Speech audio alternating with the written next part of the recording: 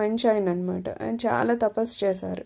తపస్సు చేస్తే అప్పుడు మన అమ్మవారేమో సరే నేను కుమార్తెగా వస్తానని చెప్పి ఆమె కరుణతో ఆయనకి కుమార్తెగా వచ్చింది. అయితే ఆయన పాపం చాలా ప్రేమగా చూసేవారు ఆవిడ్ని, ఆ అమ్మాయిని.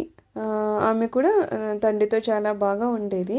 అయితే ఏమవుతుంది, ఒకసారి మాత్రం ఆయనేవో చాలా ఉంటాయి కదా వాళ్ళకి, జమీందారు వ్యవహారాలు ఉంటాయి, ఏవో పనుల్లో చాలా తలమునకైపోయి చాలా ఇదిగా ఉన్నారు, బిజీగా ఉన్నారు. ఉండి ఈ అమ్మాయి ఏమో చిన్న పిల్ల కదా, వెళ్ళి నాన్న ఇదేంటి అదేంటి నాకు కాగితాలు ఏవైతే ఇంపార్టెంట్ ఉంటాయో అవన్నీ తీసి ఆడుతూ ఉంది. అయితే ఆయన నెమ్మదిగా చెప్తున్నారంట అమ్మాయి తీయొద్దని. కానీ ఇంకా విసిగిస్తుంటే ఈయనేమో చాలా బిజీగా ఉన్నారేమో, కొంచెం చికా పడతారంట, పో ఇక్కడి నుంచి అని ఇలా అంటారనమాట.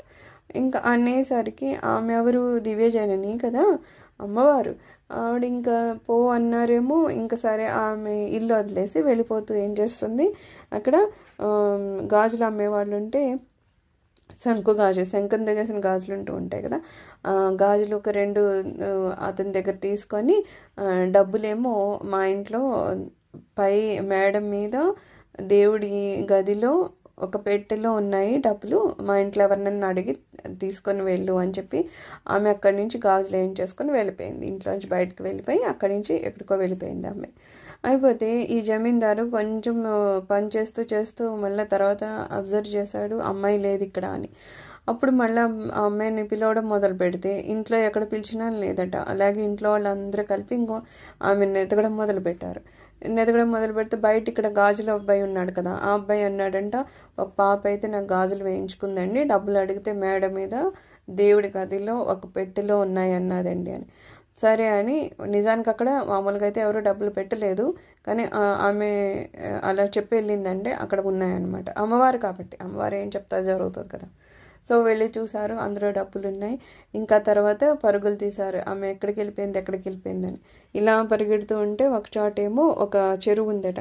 ఆ చెరువులో ఒక చెయ్యి మాత్రమే ఇంకా ములగకుండా అలా ఉంది, మొత్తం శరీరం అంతా మునిగిపోయింది. ఆ చేతి కిందగా శంఖ గాజులు వేసాడు కదా అబ్బాయి, ఆ గాజులు ఉన్నాయంట. అంటే నేనే అని చెప్పి అమ్మవారే అని చెప్పి చూపిస్తూ అలా నీళ్ళల్లో లీనమైపోయారట. అప్పుడు వాళ్ళకి అర్థమైంది, అయ్యో అమ్మవారు అలా అందులో కలిసిపోయారని చెప్పి. అప్పటి నుంచి ఆ రోజు అక్కడ ఉత్సవం చేస్తూ ఉంటారట. ఇప్పటికీ కూడా ప్రతి ఏటా అక్కడ ఉత్సవం జరుగుతూ ఉంటుందంట. అలాగే ఎన్ని చోట్ల కదా, మనకి చాలా చోట్ల చాలా అమ్మవారు వివిధ మానవాకారాల్లో వచ్చి ఉన్నారు. ఈ రోజుకి చూడండి, కొన్ని చోట్ల రాత్రి అయ్యేసరికి ఖాళీ చేసి వెళ్ళిపోండి అని చెప్తూ ఉంటారు, ఉండనివ్వరు. ఎందుకంటే